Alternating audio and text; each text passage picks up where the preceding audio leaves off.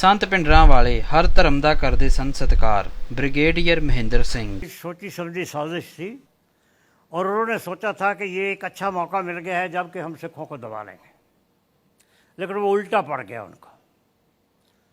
वो उनकी चाल जो थी वो फेल हो गई और उसका नतीजा ये हुआ कि यहाँ से लोग बाहर मुल्कों में ज़्यादा जाने लगे।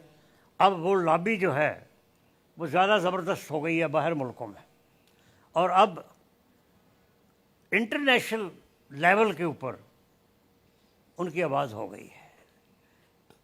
जो मैं समझता हूँ personally, I feel is not good for the country.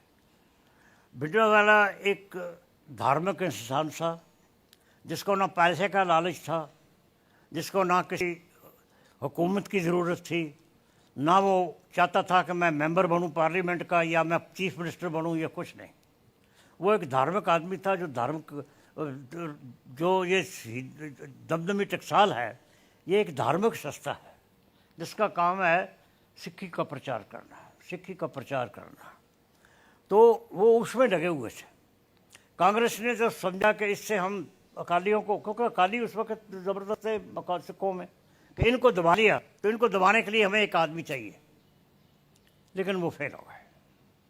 Otherwise वो ऐसा इंसान था। मैं आपको एक उनकी बात बताता हूँ। मैं बैठा हुआ था उनके पास, उनकी सक्की सिस्टर बहन उनके पास आई।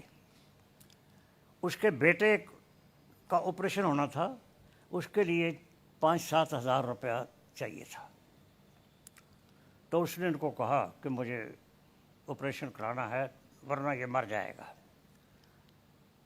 हालांकि लोग पैसा दे जाते थे सिलेंडर वाले को, तो उन्होंने कहा कि देख बहन, जो मेरी ज़मीन मेरे हिस्से की है मैं लिख देता हूँ, वो जाके आप गहने डाल दो, ठीक है, या बेच दो, जो पैसा वहाँ से मिलता है वो लेकर जाके खर्च करके इसको कर दो।